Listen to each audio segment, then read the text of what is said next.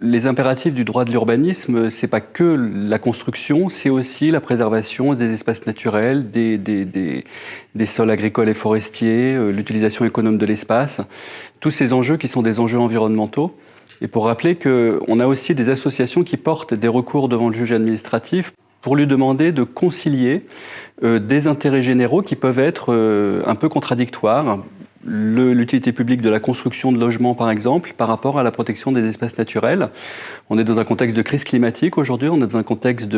d'urgence écologique et d'urgence climatique. Et dans ce cadre-là, le juge a aussi un rôle, et c'est pour ça qu'on va le chercher, nous, d'arbitre et de rappel aux collectivités territoriales en particulier, de la nécessité aussi, dans leur politique d'urbanisme, d'intégrer les questions environnementales et la préservation de la nature, en particulier de la biodiversité. Depuis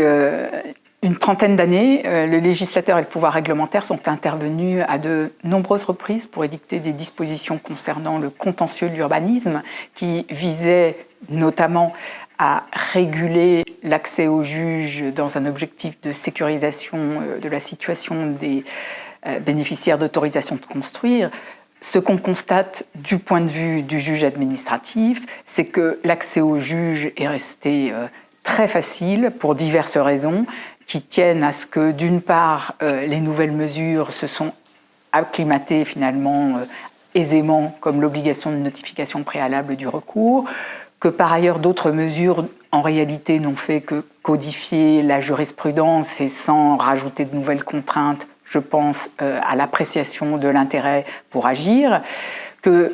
c'est vrai que certaines mesures ont vraiment innové en imposant que l'intérêt pour agir soit constitué à la date de la demande de permis, voire pour les associations une année auparavant, mais ça c'est vraiment dans un objectif de moralisation aussi des recours. Et la justice administrative reste très peu coûteuse.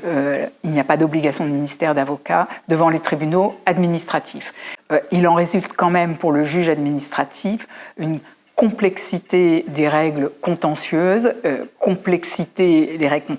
qui s'ajoute à la complexité du droit matériel de l'urbanisme.